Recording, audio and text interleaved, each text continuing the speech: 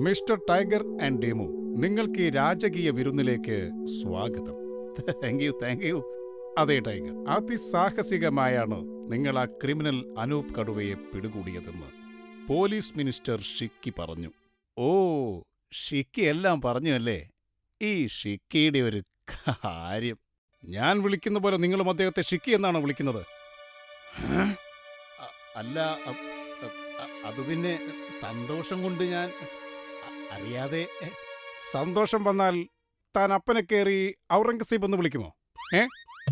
എടോ, മൂത്തവരെ ബഹുമാനിക്കാൻ ശീലിക്കണം കേട്ടോ. അദ്ദേഹം ഈ കിണ്ണാകൃതിക്കാട്ടിലെ പോലീസ് മിനിസ്റ്ററാണ്. ഷിക്കി എന്ന് ഞാൻ ചുരുക്കി വിളിക്കുന്നു എന്നേയുള്ളൂ. അദ്ദേഹത്തിന്റെ യഥാർത്ഥ പേര് ഷിക്കാബോ എന്നാണ്. ദാ ഇപ്പുറത്തിരിക്കുന്നത് നമ്മുടെ മിലിറ്ററി മിനിസ്റ്റർ കക്കാബോ. ഷിക്കാബോയും കക്കാബോയുമാണ് എൻ്റെ ഇടങ്കൈയും വലങ്കൈയും.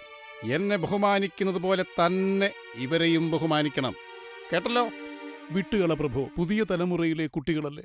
ഇന്നത്തെ ഈ പുതിയ തലമുറ വരുമ്പോൾ ഇന്നത്തെ പഴയ തലമുറയായ നമുക്ക് നാളത്തെ പഴയ തലമുറയാവേണ്ട ഇന്നത്തെ ഈ പുതിയ തലമുറയ്ക്ക് നല്ല കാര്യങ്ങൾ പറഞ്ഞു കൊടുക്കേണ്ട ബാധ്യതയില്ലേ? ഹോ, ആലോചിച്ചിട്ട് എനിക്കൊരു എത്തും പിടിയും കിട്ടുന്നില്ല പ്രഭു. അല്ലേ? കിട്ടുന്നില്ലല്ലോ, അതാ ഞാൻ പറഞ്ഞത്. എന്നാലും വിളിച്ചു വരുത്തിയിട്ട് ഇതൊരുമാതിരി പരിപാടിയായിപ്പോയി. ഉപദേശിക്കാനാണെന്ന് അറിഞ്ഞിരുന്നെങ്കിൽ വരില്ലായിരുന്നു. പൊരിച്ച എലീനെ കാണിച്ചിട്ട് ഞങ്ങളെ പറ്റിക്കായിരുന്നു അല്ലേ?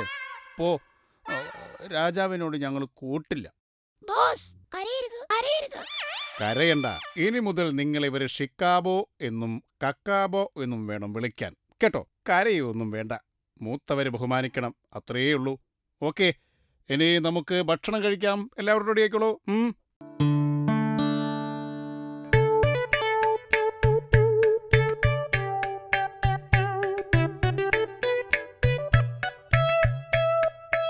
അതുണ്ടല്ലോ രാജാവേ, സത്യത്തിൽ എന്നെ ആരും ഉപദേശിക്കാറില്ല. അതാണ് പെട്ടെന്ന് ഉപദേശം കേട്ടപ്പോൾ ഞാനാകെ ഷോക്കായിപ്പോയത്. ഇറ്റ്സ് ഓക്കെ, അത് വിട്ടേക്ക്. ബൈ ദ ബൈ, ടൈഗർ എത്ര കാലം ഉക്രൈനിലുണ്ടായിരുന്നു?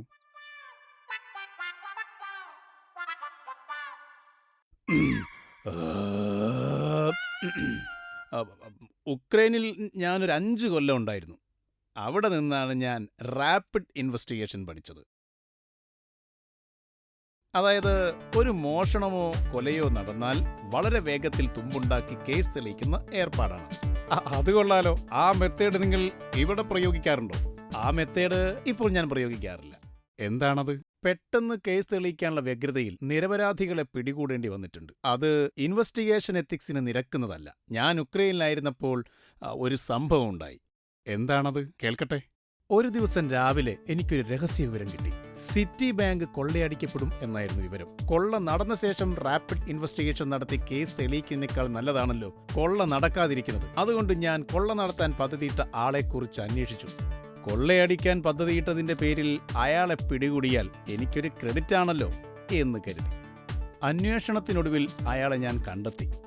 ഞാൻ അയാളോട് പറഞ്ഞു, നിങ്ങൾ സിറ്റി ബാങ്ക് കൊള്ളയടിക്കരുത്. അയാളുടെ പെങ്ങളുടെ കല്യാണമാണെന്നും ധാരാളം പണം ആവശ്യമുണ്ടെന്നും അതുകൊണ്ടാണ് ബാങ്ക് കൊള്ളയടിക്കാൻ പോകുന്നതെന്നും. എനിക്ക് അയാളോട് സഹതാപം തോന്നി. ഞാൻ പറഞ്ഞു, നിങ്ങൾക്ക് ആവശ്യമുള്ള പണം ഞാൻ തരാം, അതുകൊണ്ട് നിങ്ങൾ ബാങ്ക് കൊള്ളയടിക്കരുത്. അയാൾ അത് സമ്മതിച്ചു. എന്നിട്ടെന്തുണ്ടായി? അയാൾക്ക് കൊടുക്കാനുള്ള പണം എന്റെ കയ്യിലുണ്ടായിരുന്നില്ല. പണം കിട്ടാനായി അയാൾ എന്നെ വല്ലാതെ ശല്യപ്പെടുത്തി. വാക്ക് കൊടുത്തതല്ലേ, പണം കൊടുക്കാതിരിക്കാൻ പറ്റില്ലല്ലോ. അങ്ങനെ അയാൾക്കുള്ള പണം കണ്ടെത്താനായി ഞാൻ പല വഴിക്ക് ശ്രമിച്ചു. ഒന്നും നടന്നില്ല.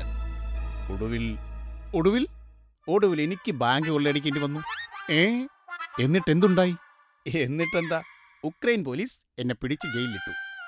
അടിപൊളി. പക്ഷേ ഒരാഴ്ചക്കുള്ളിൽ ഞാൻ ജയിൽ ചാടി. ഏത് കടും പൂട്ടിട്ട് പൂട്ടിയാലും അത് തകർത്ത് പുറത്ത് ചാടാനുള്ള വിദ്യ എനിക്കറിയാം. ലോകത്തിലെ ഏത് ജയിലിൽ പിടിച്ചിട്ടാലും ഒരാഴ്ചക്കുള്ളിൽ ഞാൻ പുറത്ത് ചാടും. ഏത് ജയിലിലിട്ടാലും താൻ പുറത്ത് ചാടുമോ? ചാടും.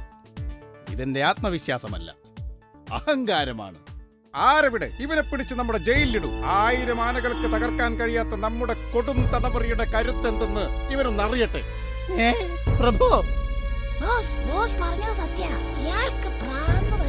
ഒരാഴ്ചക്കുള്ളിൽ നമ്മുടെ തടവറിയിൽ നിന്ന് നിനക്ക് രക്ഷപ്പെടാൻ കഴിഞ്ഞാൽ നിനക്കെന്റെ വക ഒരു ഉഗ്രൻ സമ്മാനം. എന്ത് സമ്മാനം? തൂക്കുകയറായിരിക്കും. താൻ ഇപ്പോൾ സ്പെഷ്യൽ ബ്രാഞ്ച് ഇൻവെസ്റ്റിഗേഷനിലല്ലേ? ഈ പരീക്ഷണം നീ വിജയിച്ചാൽ നിന്നെ ഞാൻ കൊട്ടാരം ഇന്റലിജൻസ് ബ്യൂറോയുടെ തലവനാക്കും. അത് വേണോ ബോസ്? വേണം. അതിനിവൻ ജയിൽ ചാടിയാലല്ലേ കാണട്ടെ ഇവന്റെ മിടുക്ക്.